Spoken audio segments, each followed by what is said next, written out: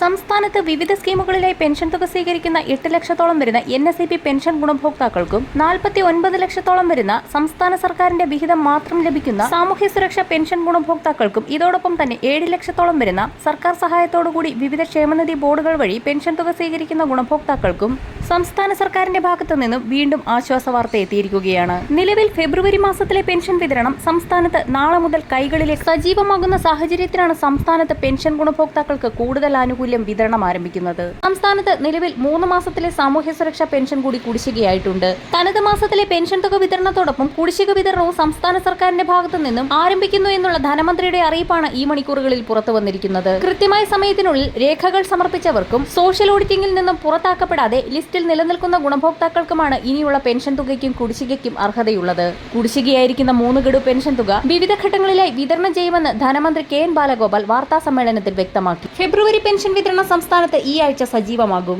ഗുണഭോക്താക്കളുടെ താൽപര്യപ്രകാരം സാമൂഹ്യ സുരക്ഷാ പെൻഷൻ ബാങ്ക് അക്കൗണ്ട് വഴിയോ നേരിട്ടോ ലഭിക്കും. 49,8391 ഗുണഭോക്താക്കൾക്ക് 2025 ഫെബ്രുവരി മാസം ഒരു മാസത്തിലെ സാമൂഹ്യ സുരക്ഷാ പെൻഷൻ നൽകുന്നതിനാവശ്യമായ തുകയായ 721,12,43,000 രൂപ അനുവദിച്ചുകൊണ്ടാണ് സംസ്ഥാന ധനവകുപ്പ് ഉത്തരവ് പുറത്തിറക്കിയത്. കൂടാതെ നാഷണൽ സോഷ്യൽ അസിസ്റ്റന്റ് പ്രോഗ്രാം വഴി ദേശീയ സാമൂഹ്യ സുരക്ഷാ പെൻഷൻ പദ്ധതിയിൽ അംഗങ്ങളായിട്ടുള്ള ആളുകൾക്ക് 300, 200, 500 എന്നിവ ലഭിക്കുന്ന ഇന്ദിരാഗാന്ധി ദേശീയ വാർദ്ധക്യകാല പെൻഷൻ, ഇന്ദിരാഗാന്ധി ദേശീയ വിധവാ പെൻഷൻ എന്നിവ വാങ്ങുന്ന 8,46,456 പേർക്ക് വേണ്ടി പെൻഷൻ വിതരണത്തിനായി 24,30,89,000 രൂപ കൂടി അനുവദിച്ച് ഉത്തരവായിട്ടുണ്ട്. ഉത്തരവ് പ്രകാരം പെൻഷൻ വിതരണം 2025 ഫെബ്രുവരി മാസം 25-ാം തീയതി ചൊവ്വാഴ്ച മുതൽ ആരംഭിക്കേണ്ടതും മാർച്ച് 6-ന് മുൻപ് പെൻഷൻ വിതരണം പൂർത്തിയാക്കേണ്ടതുമാണ്.